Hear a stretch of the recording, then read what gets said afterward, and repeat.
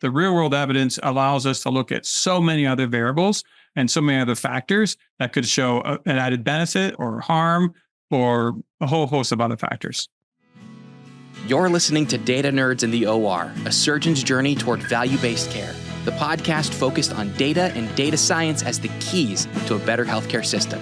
Ideas brought to life by the vision and experience of host Dr. Bruce Ramshaw. Each week, Dr. Ramshaw sits down with different players in the healthcare system to discuss how data is used today and what it could do if it were used effectively, how it could improve surgical quality, education, outcomes, and drive better patient care.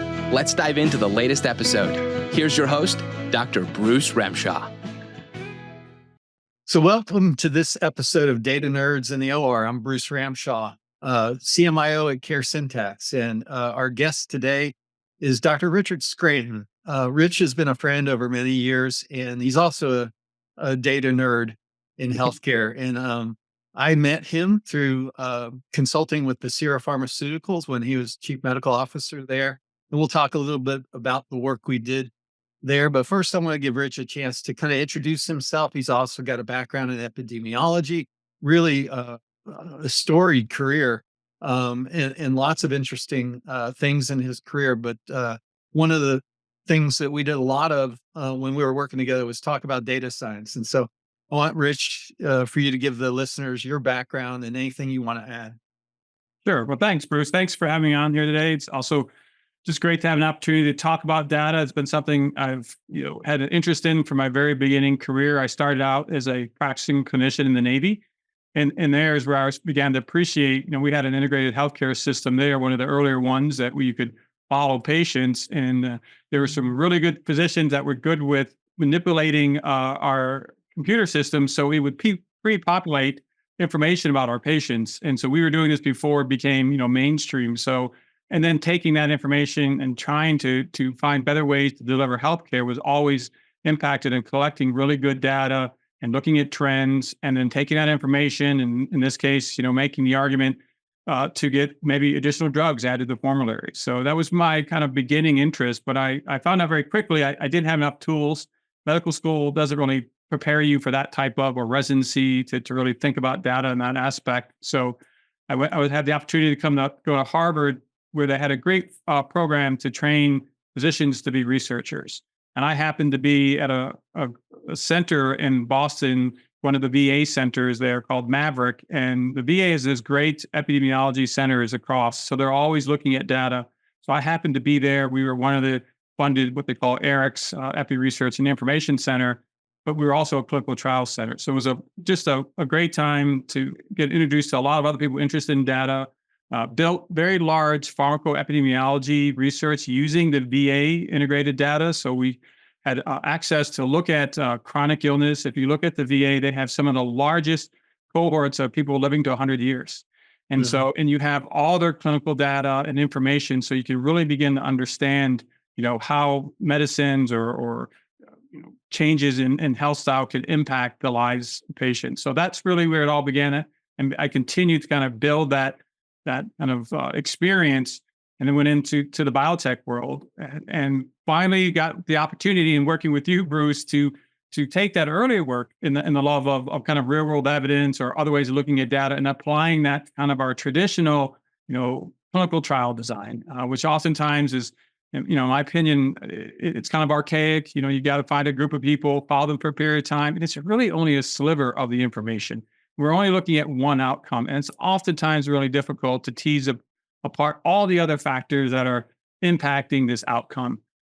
And so, what we were able to do was to try to marry both of best worlds to get better answers and better direction. And now I'm at a company, it's the same idea. It's really pioneering how we take medications, and we're already looking at ways to track patients and show the improved outcomes from just changing how people think about their medications, how they perceive their medications, all that is stuff that's going to require ability to gather that information.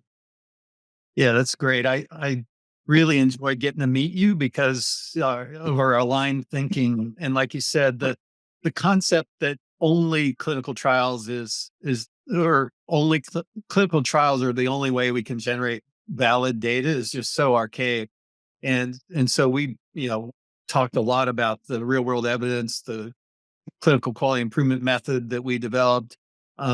Maybe, and I know you've had a lot of experience, probably much more experience than I have working on the regulatory process with the FDA and maybe even in the EU.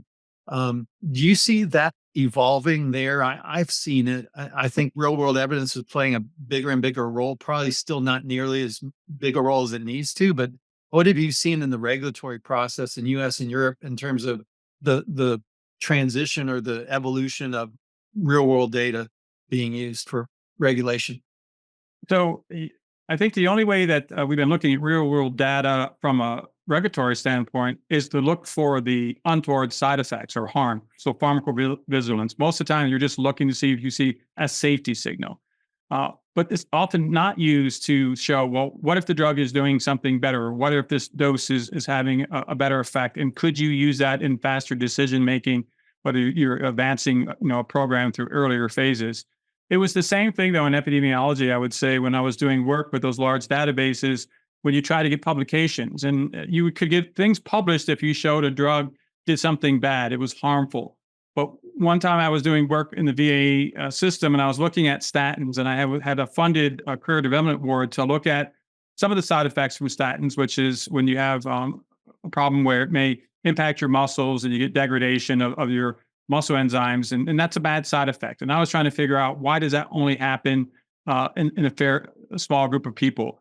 But from doing that work and doing a lot of validation, I also found that statins in veteran males reduce the risk for fractures. And it was fascinating because there was actually a biological plausibility for why that would happen. This same kind of mechanism of how statins work also can promote bone.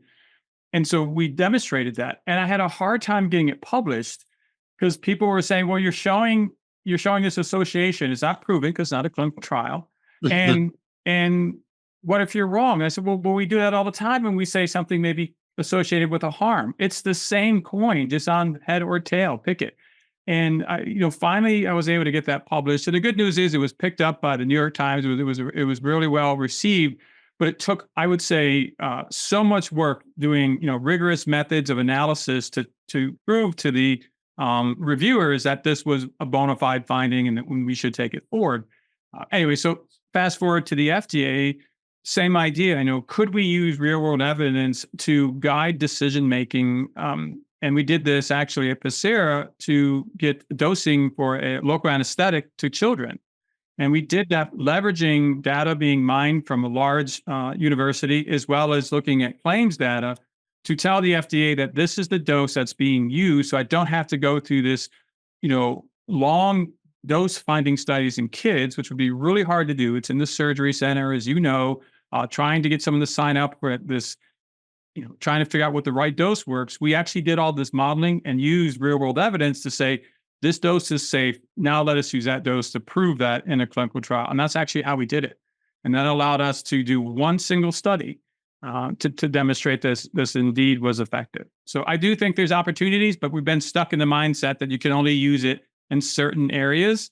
And I think there's much broader applications. You bring up a couple of really, I think, interesting points. One is in doing the real world data, you're not locked into just one primary outcome. You're looking for anything that might be important, and you can learn so much faster. And it's just not a valid way of thinking to try to prove statistical significance of something that's generalizable when everything's in the real world is probabilities. There's nothing that's hard and fast, 100% guaranteed in every patient. And we try to present that way in a clinical trial with traditional research, and it's just not reality. The other interesting thing is I wasn't as much aware as the work you did in pediatrics with Expero. We recently had a project with a different technology, a low pressure pneumoperitoneum system that was being used off label because it only indicated for kids who weigh 20 kilograms and heavier. It was being used off label by pediatric surgeons because you would think lower pressure, smaller kids makes sense. And we did a CQI project, generated that data, showed there was no safety or harm in the smaller kids.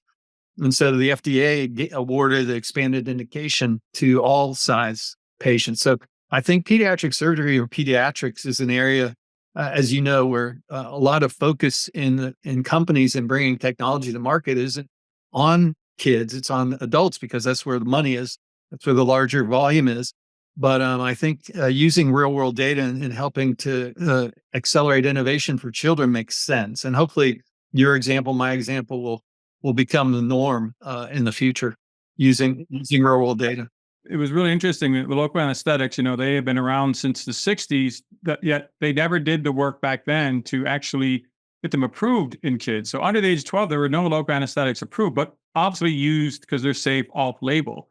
But then since we're coming later to the game, the tradition would be where you have to do a formal study. Well, local anesthetics work the same in kids as they do in adults. All we have to do is understand what the safety profile is. And absolutely what we saw was, physicians were using it off label, but safely because they knew, they understood, the dose and the adjustments. So that's how we were able to leverage that information. And what a godsend. Other than that would have probably delayed, if we had to do the kind of traditional pathway, it may have never come. Right. Because it wouldn't be worth the investment, right? Correct. Absolutely. That's an argument that I hope will be stronger and stronger for the regulatory process. Any insight in the EU regulatory process? You've got any experience there? It's not obviously they've been great for real world data in many aspects, but, in this particular program, they also accepted that whole package in Europe as well. So they were very open and amenable to the same approaches. I have found them in other cases to be very amenable to using data to augment your filings and whatnot. But I think also the European do have some great data sources. I've only been able to work with a few of them, but many times we use that data to help inform.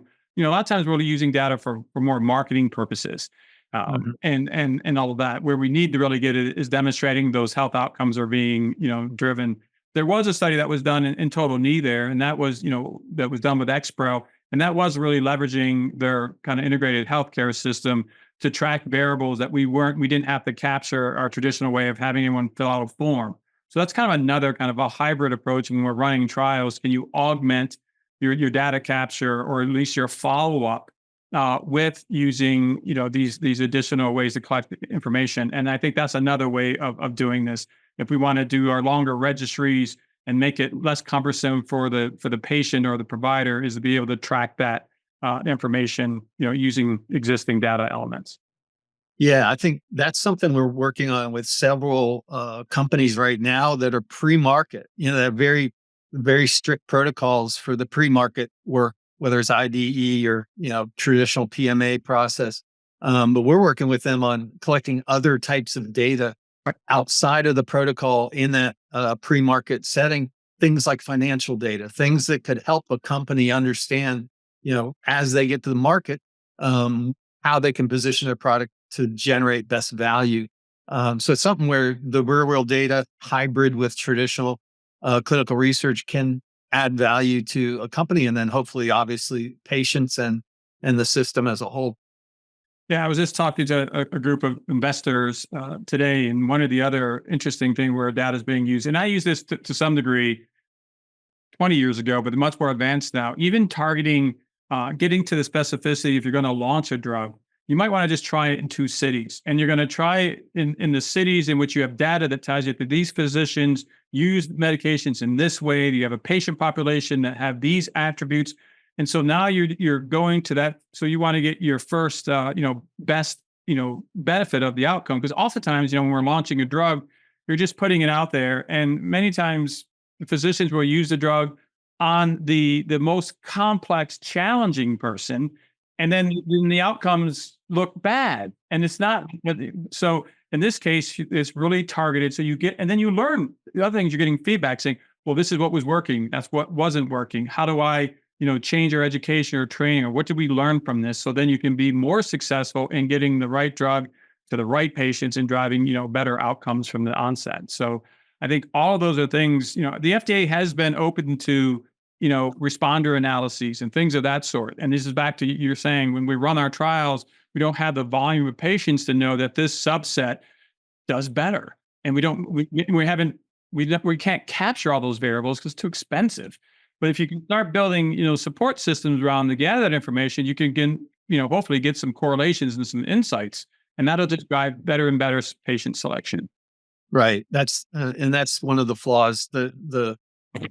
The output of a traditional clinical trial or even a registry is the average, the average patient, rather than understanding subpopulations and matching best value to different subpopulations. That's really a flaw in the current thinking and the current methods in healthcare, but hopefully this is changing pretty quickly. I'll pivot a little bit in that we talk about data science. We're very passionate about data, as you can tell. But something that's coming along with the data science is artificial intelligence, machine learning.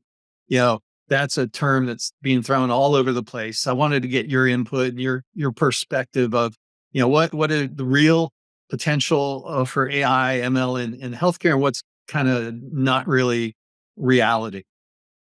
Well, so I'm now in a small startup company, and what we're really looking for, if you're looking at that business, is people that can bring solutions to you that incorporate AI. Because the bigger pharma can do this; they're incorporating AI in a lot of all the work that they're doing.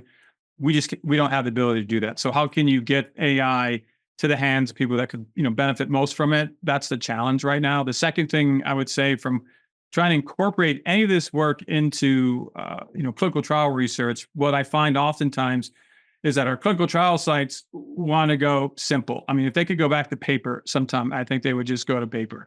And so whatever technology we bring, it has to be seamless. It really has to make their lives easier, because what happened was with the just explosion, for example, how we collect data, you'd go on the trial sites and they would have like 20 laptops or 20 iPads because everyone has their own system. You got to use it this way.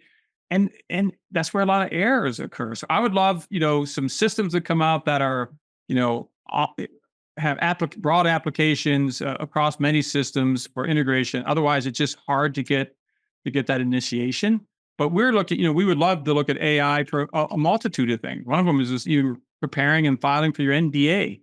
I mean, that's just aggregating a ton of data and putting a very dry. It's not like you're writing a novel here. You are, but no one would want to read it unless you're a regulatory person. So that's just the type of stuff we would love to try to use those applications. And we got to find the right providers that are bringing those tools that would be good for us. Yeah, there's a couple of things we're working on and we're learning. I think one of them is just the core foundation of data science and how to apply it to healthcare is always going to require human computing interaction or symbiosis. So, the computing and the AI is incredible power in terms of analytics and things that can do with the data, but they don't know what's important and what's not important.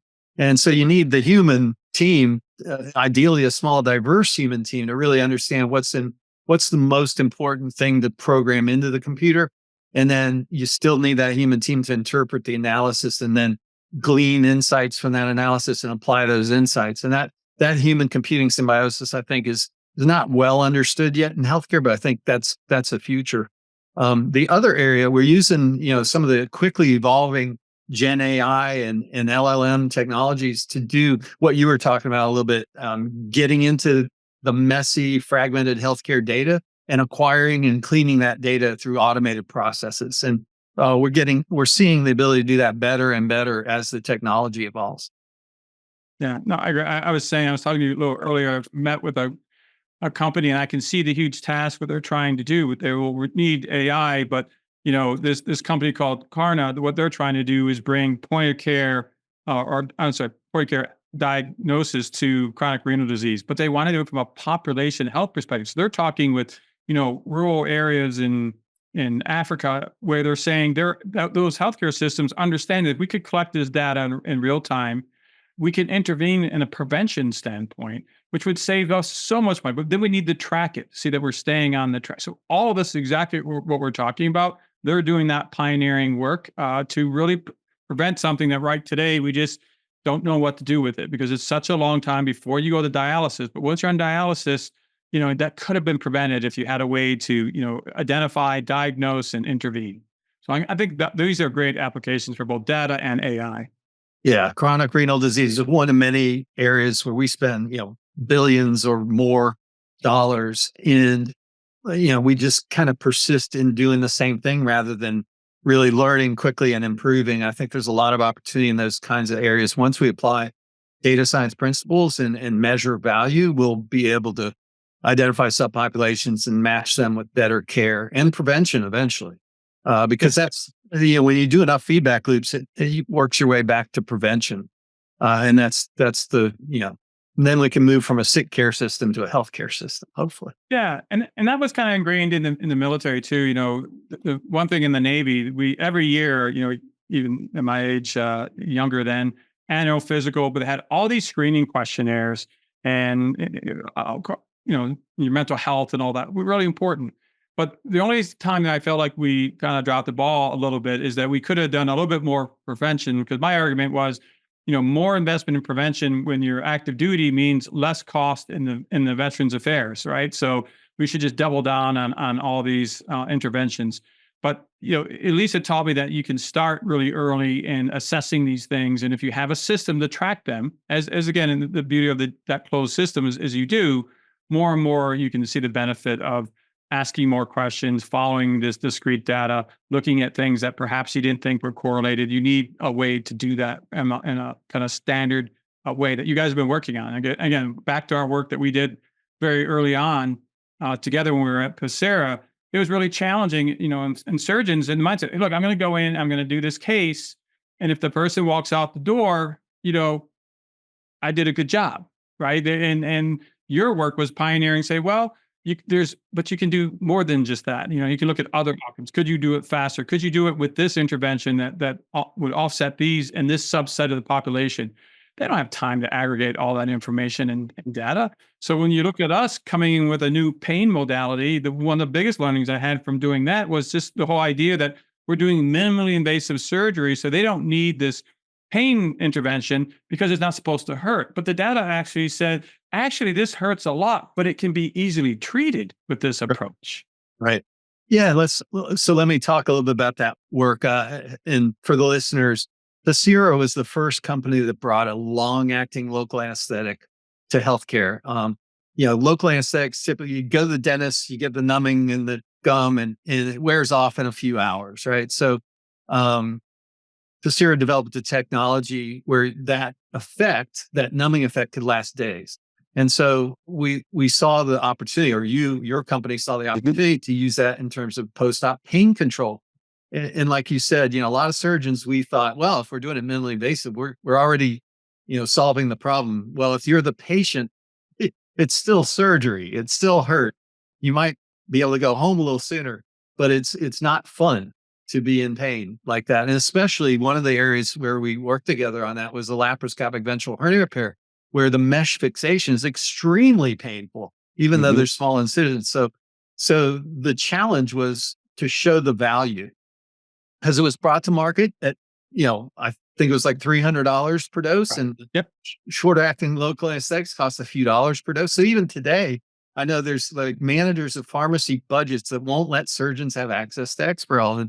And we showed in some of our work, when you look at the patient outcomes and the financial outcomes for the hospital can make a lot more money because the patient's getting out sooner. They're using less opioids. They're having less opioid related complications. So for the hospital, their net margin is, maybe $1,000 or $2,000 better, despite $300 cost. But still, they don't look at their data that way, so they don't know that. We knew those margins already from that surgical, billing standpoint were very lean. That was the other challenge oftentimes in trying to take that kind of system that's broken up in pieces to say it is all connected, and that's how we had to show that value. We were definitely pioneering the days of trying to integrate those kind of surgical cases and the patient outcomes, and even with the FDA, it was a challenge because I argued all the time, doing pain research in surgery, it's really hard to do pain research because you can't randomize someone after a painful procedure to receive a placebo and just sit there and just writhe in pain for days. It would be unethical. So, but the outcome when you're doing a pain trial is the difference in pain scores. So how do you do that if the placebo is actually getting opioids? Because opioids are very effective in reducing pain. And so I had made I did testimony to the FDA, made the argument, said we're looking at the wrong endpoint. The endpoint should be, can I have you and Anna and myself have the same pain scores, but the people that got the non-opioid aren't taking any opioids. So the difference is, 50 or 100% reduction in the need for opioids. That's the outcome of interest. Now you don't have patients getting nauseated. You don't have them vomiting. They're not dizzy. They're not falling down. They're up and ambulating. Their bowels are then moving. Wow. All these outcomes that we never were really looking for are all associated on one decision. Use this intervention or this intervention. Yeah, and a couple of responses to that, and then we'll talk a little bit more about Exparel and the opioid issue. But I remember my career when the pain scores became the fifth vital sign, and everybody was mandated to treat the pain scores. And I, before that, I would walk around the post-op anesthesia care unit and see people in some pain. They were in pain, that they got treated, if they were in too much pain. But once they started treating the pain score, I'd go through the post-op anesthesia care unit and everybody'd be puking and nausea. And that's a worse feeling than moderate pain. So, there was a real, well-intended, but really unintentional consequences of that whole thing. The other thing I'll tell you, you may remember this during our project, when we were first analyzing the data for, I forget which application, whether it was abdominal wall reconstruction or lat ventral hernia repair, we were looking at the pain score data and it didn't make sense. We saw these anomalies like, these patients had Exparel and it was post-op day one and the scores were 0, 0, 1, 8 or, 1, 2, 0, 7. And we couldn't figure it out. So we went to the nurses on the floor and we said, well, what's going on with these pain scores? We can't figure this out. And they basically said, oh, we have to lie because the administration has put a rule in place. We can only give 2 pain pills if the score is 6 or higher. And when a patient wants to get up and walk after surgery, they're afraid they're going to be in pain. So we want to give them 2 pain pills so they feel comfortable getting up and walk. But they're not in pain, but we're not allowed to give them 2 pain pills unless we put 8. And so basically we said, so the data's all crap. And they were like, yeah. So that's when we shifted to morphine equivalents, actual opioids that were given. To your point, that was a much better reflection of what we were looking for in terms of value-based outcomes for that project. No, that's another thing on the data collection that we did, with you and some other work. It really taught us you needed to look. We saw the same trend in the shift change. And so the night shift comes on. All of a sudden we're seeing, pain scores and opioid use going up. And the shift change, we're going like, I'm pre-medicating. So they're going to sleep through the night and I'm not going to be busy. And they were also taught, as you said, I'm not following them all. It was get ahead of the pain. So that was the other thing. They were just, prescribed. So we had to change all these protocols to say no. And it was very challenging to figure, to tease this apart, well-intended, but by those who were caring for them, but nonetheless really wrecks your studies. So yeah, we learned a lot. Obviously, we learned a lot by interacting with real-world data and having a diverse team work together. I mean, I know our clinical team really enjoyed working with you and your team because we all had the same goals. Let's improve patient outcomes and improve value of care. And that's kind of what I wanted to talk about. We hear a lot about value in healthcare. How are we going to move to a value model in healthcare? It's still dominantly fee for service. We still don't measure value. We measure volume. And I was wondering to get your thoughts on, if, when, and how are we going to finally transition to a value model in healthcare? Because I know we're all passionate about bringing products and treatments and methodologies to healthcare to facilitate that. What are your thoughts on the transition to a value model? So I think the big change is going to be belief in the data. Right. For all the reasons you just said, people are still suspect of the data. If it's really good outcomes, but it's costly, people then suspect is not true. But what we found was also the reverse. In some of the data collection we were doing, we saw that some certain surgeons weren't having the same outcomes as other surgeons. Well, in part, that was on us for training. Their technique wasn't as good. And so that's some of the other stuff that you can use data to the positive, but you have to have the ability when you do these kind of value-based is to be able to, both sides have access to data. And in our case, do better education, retraining if necessary. For some cases, just say, you know what, You don't get to do the robot anymore. Okay. You take too much time and your outcomes aren't any better. So guess what? You don't, we don't have ability, I don't feel like, to do that right now. I can tell you when I was back in my first study I ever did when I was a Navy resident was to look at the performance of residents on doing preventive, things like getting tetanus shots done in their patients, at that time we were doing retro exams, we don't do it anymore, and did all this survey data, and it was really poor. So the first thing we did is we instituted feedback, and we ranked everyone, and we showed them their data. And I can tell you, post that, everybody improved on the preventive medicine. So you need data. You need to be able to believe the data, and you got to give that feedback.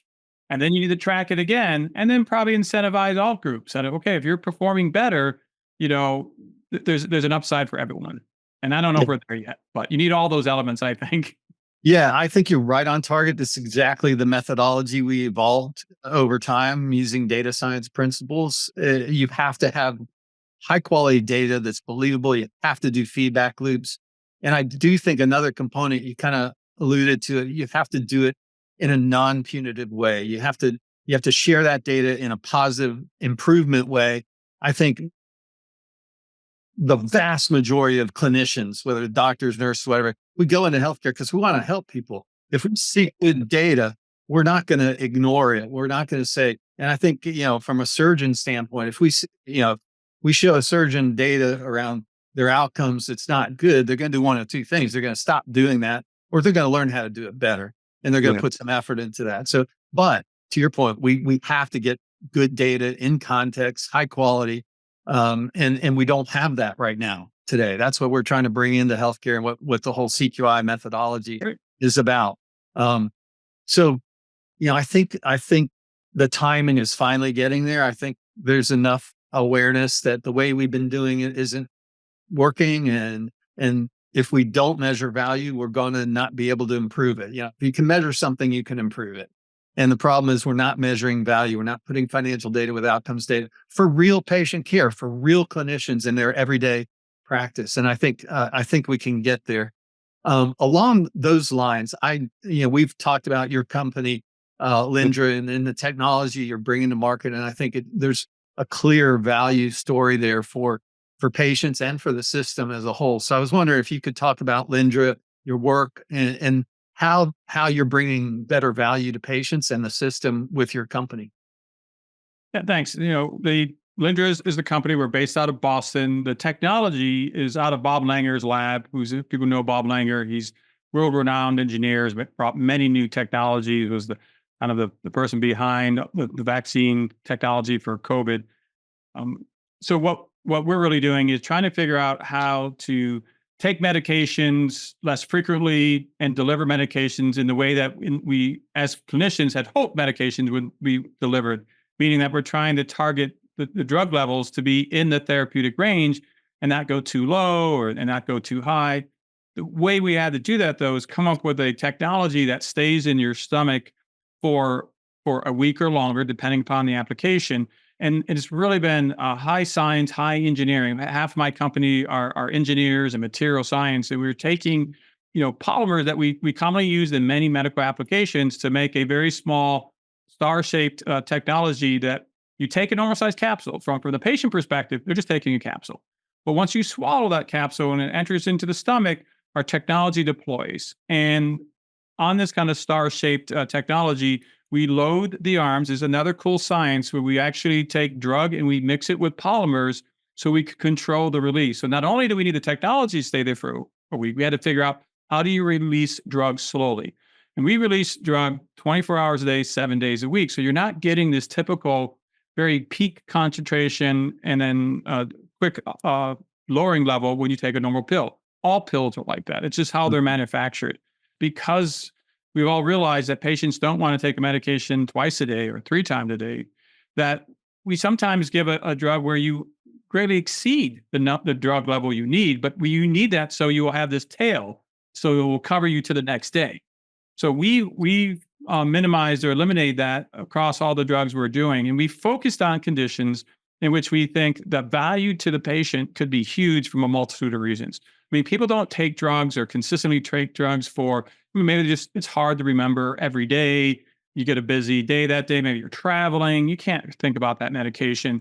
But maybe you're also, there's a stigma associated with taking that medication. You don't want to take that medication with you and go through airport security and whatnot, or have someone watch you take it.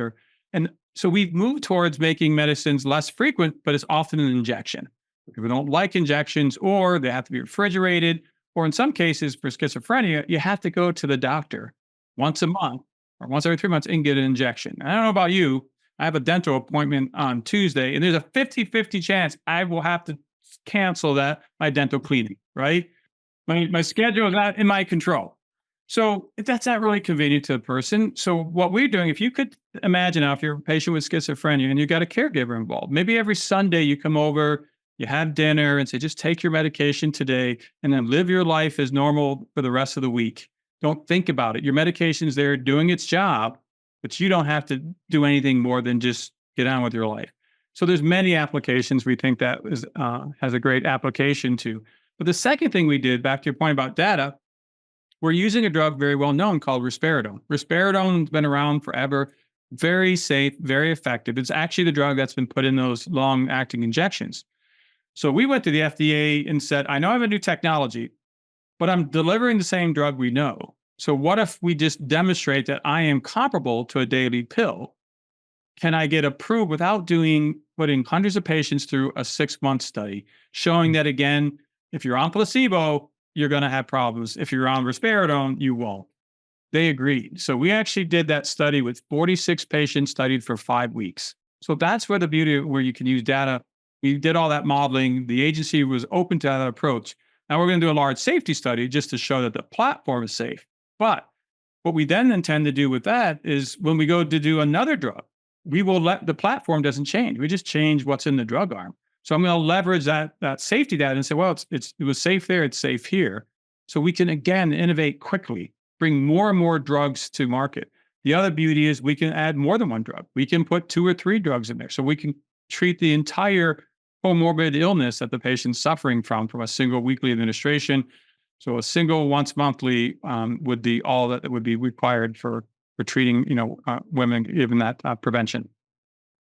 Well, I'm not surprised with you in the leadership position at Lindra that you're having that kind of success and that kind of progress with innovation and being able to move things much faster. And I thank you for that, because although I'm not on any medications now, if some point in the future I need a medication, I'd much rather have to take it once a week or once a month than every day or multiple times a day. So thank you for that.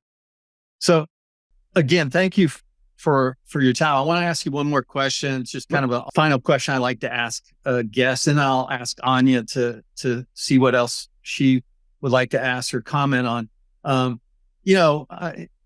Our world is chaotic. Healthcare is chaotic. It's kind of a mess. It's over 20 years ago, I started to learn that healthcare is really not sustainable the way we're doing it.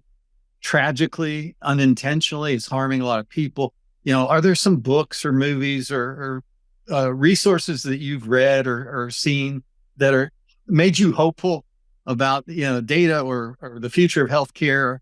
Anything you can provide? There's a new one out I'm going to mention. What I actually spend probably most of my time reading about is how to make effective teams, actually, and looking at the outcomes there. I love the tipping point, just to try to understand how do you get greatness. And my takeaway from that was it's really just doing the work. When you have an opportunity, as we did, go above and beyond and trying to understand and learn and work with great experts. And if you have that opportunity, put in extra hours to learn. The other thing is really just how to manage teams effectively, keeping them motivated.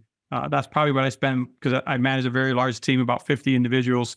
And I find that's my biggest challenge right now. I need some more data analytics there to figure out if what I'm doing is working or not. I tell you, communication is always, and on all my companies, it's always communication. I've decided it's no longer communication, it's comprehension. I mean, I'm communicating just fine, but they're not comprehending what I'm saying. I know that communication is a two-way street, but we spend a lot of time on doing that right now. So that's probably most of the books I've been reading.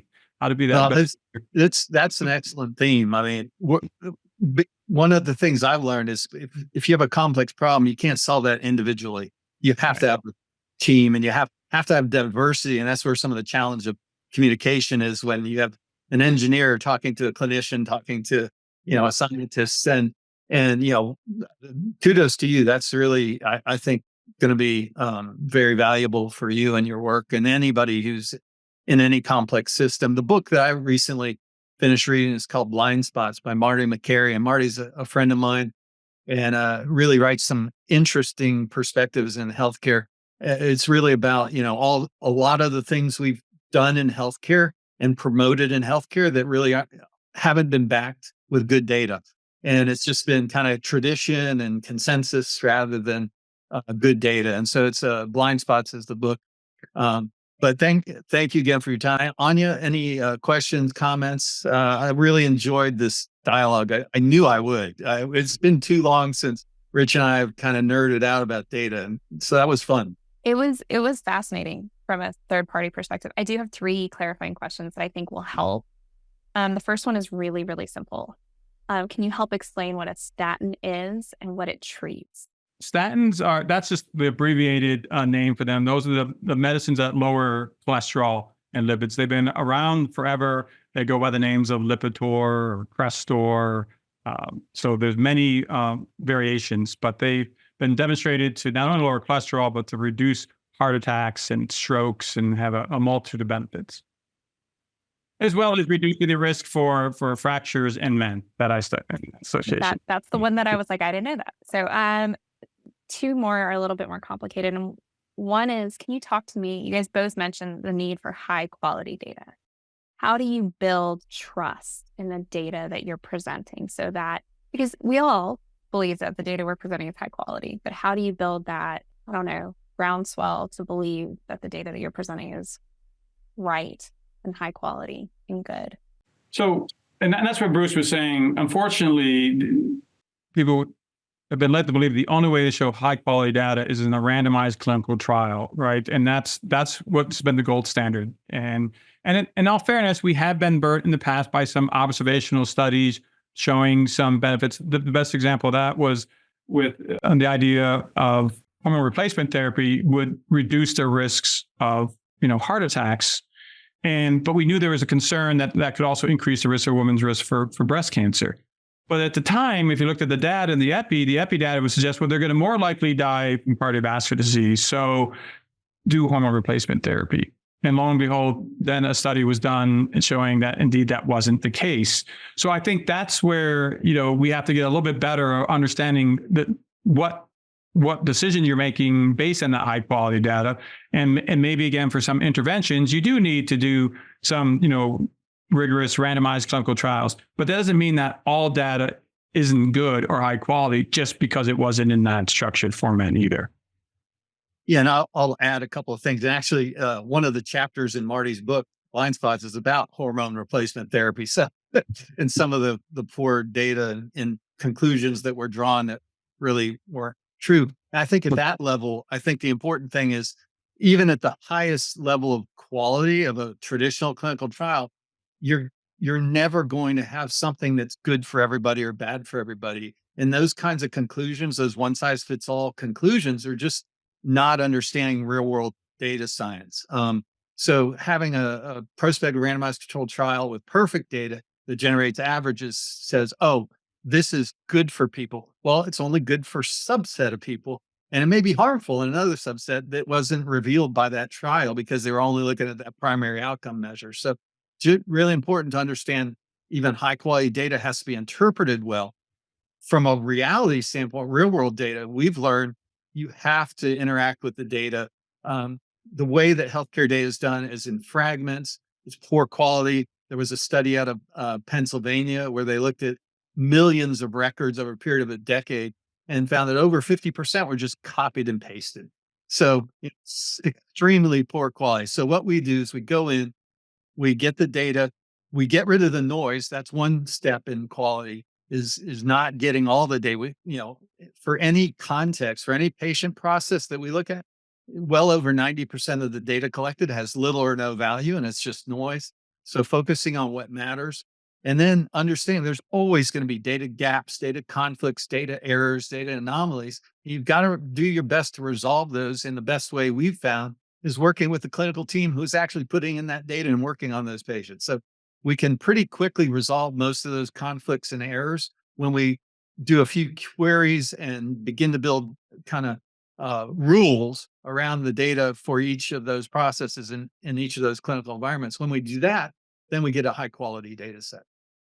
Yeah, I think I'll piggyback. I think it just takes work, and the systems will get better, and you know what to look for. Even for that paper that show reductions of fractures, we first had to go in and validate the outcome of a fracture, because maybe an X-ray said rule out fracture, or so we had a whole algorithm that you needed to have. If you had an X-ray that had a fracture, and then you went to see an orthopedic surgeon, okay, that was a real fracture, right? So there was and then we had to go in and chart. We took a 10% subset to see if that algorithm, what was the specificity of that, and that's how we then use that algorithm to weed out the noise to be able to look at that data. So it does take work. It takes that type of rigor. It takes back to you have to have healthcare physicians, clinicians, or nurse practitioners or nurses look at the data to interpret it. Say, oh, this is what this means, and that's why it's noise. And that's why a lot of these companies are just getting aggregated data sets from like claims data or administrative data. Those data sets are full of errors, and they aren't able to clean those because they're not going back to the source. And so that's a real, the algorithms are being generated by those aggregated data sets are being shown to have unintentional consequences, especially being harmful to marginalized subpopulations and minorities. And that's because they're not doing data cleaning appropriately. That's what we're talking about, Anya. Yeah. Beautiful. And you guys have kind of danced around this. And so I'm asking a question: clinical trials versus real world data. And I think actually, Dr. Scranton, your explanation of clinical trials was great. And then Bruce, you followed up with real world data, and that explanation was great. So between the two of those, I think we've covered my question, but I wanted to make sure that people understood what a clinical trial was and why real world data is different. And I don't know if you guys have anything to add there. Now, I would say there's real world data has come by a ton of different names. And I think that's the other thing. You can see companies built, whether you're doing observational studies or registries, those can be flavors of variations on real world data, or it could be mining claims data, large databases. So they're all and they're all different because they have different levels of, as Bruce was saying, of rigor of how you look at that data. On the clinical trial data, when you're running a clinical study, you are controlling as best you can the patient population. You have a lot of exclusion criteria. There's a lot of people you don't allow into the study for a variety of reasons. You're trying to control, in cases when we do inpatient studies, we'll do phase 1 studies in a unit where we control what you eat, how much you eat, when you go to the bathroom, right? So this is not the real world, but we're trying to look at the drug effect and try to minimize, because you're only can look in a small subset of patients. So if you have a lot of noise in there, you may miss the benefit or the harm for that matter. That's the challenge. It's good for its intended purpose, but the real world evidence allows us to look at so many other variables and so many other factors that could show an added benefit or harm, or a whole host of other factors. Yeah, thank you, Anya. And Rich, thanks. I can't thank you enough. That was really awesome. We did a limited podcast, so this is the 8th one. This is our final one. And I couldn't have had a better person to be on our ending podcast. You were awesome. All right. Well, thanks. Thanks for joining us for another episode of Data Nerds in the OR, a surgeon's journey toward value-based care. You'll find links in the show notes to any resources mentioned in today's show. If you're enjoying our podcast, please subscribe so you never miss an episode. And if you want more content like this, you can always sign up for our Smart Surgery blog via the link in the show notes. Or if you want to ask Dr. Ramshaw or the team a question directly, please send an email to podcast@caresyntax.com. This episode is brought to you by Caresyntax, the leading vendor-neutral surgical intelligence platform. The Caresyntax platform can ingest and analyze data throughout the surgical workflow, including clinical, operational, financial, and outcomes data to capture a complete picture of the surgical pathway. that data can produce actionable insights to enhance efficiency and innovation for surgical teams, hospital administrators, and medtech developers, driving innovation for the future of healthcare delivery. Caresyntax impacts over 3,000 ORs and more than 3 million annual procedures across the globe. Learn more at www.caresyntax.com.